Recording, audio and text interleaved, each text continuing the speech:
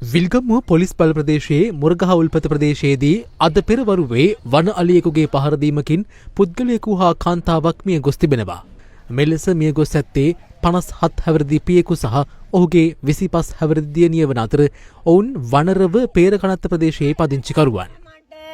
අනේ මගේ දුව අයියෝ මගේ දුව අනේ මගේ දුව අයියෝ මගේ දුව පියා සිය දියණියව රැකියා ස්ථානට රැගෙන යාම සඳහා යතුරු පැදියකින් ගමන් කරමින් සිටියදී මෙම වන අලි ප්‍රහාරයට මුහුණ පා තිබෙනවා. මම ඉස්කෝලේට ගියා. ඇවිල්ලා දුව දාලා මම යනකොට පාරේ හෙල්මට් එක තියලා දැක්කා. දැකලා පොඩ්ඩක් හැල්ලම අලියනි මම හයියින්ම ගියා. ගිහලා වීල් එකක් තිබුණා.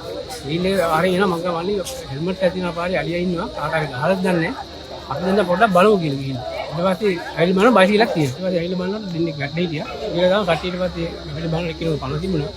විල් දෙක දෙන්න දාගෙන හොස්පිටල් ආවා. අපිට ළමයි උදේට ඉස්කෝලේ යන්න කරදරයි, මිනිසුන්ට රැකිරස්සා වලට යන්න කරදරයි, කුඹුරු වලට යන්න කරදරයි. ඉතින් මේ අලියාගෙන් විසඳුමක් තමයි අපි හැමතිස්සෙම ඉල්ලන්නේ. තාමත් ඉතින් අපිට විසඳුමක් ලැබිලා නැහැ. දැන් අවුරුදු 30ක් විතර වෙනවා අපි මේ ගමට ඇවිල්ලා. එදා ඉඳලා මේ වෙනතුරු තාමත් තියෙන එකම තීරණය. දැන් අදත් මිනි දෙකක් මරලා තියෙනවා. මේ ගිය සතියේත් ළමයෙකුට ඉස්කෝලේ ඇරලා එනකොට බයිසිකලේ පන්නලා තිබ්බා. ඊට පස්සේ මේ ළඟත පාත ට්‍රැක්ටරයකට අලියා ගහලා තිබුණා. මේ අලියාගෙන් නිරාකරණයක් කරලා අපිට විසඳුමක් ලබා දෙන්න කියලා තමයි අපි හැම දැනයකටම කියන්නේ. සිද්ධිය සම්බන්ධයෙන් විල්ගමුව පොලිසිය මගින් වැඩිදුර විමර්ශන ක්‍රියාත්මකයි.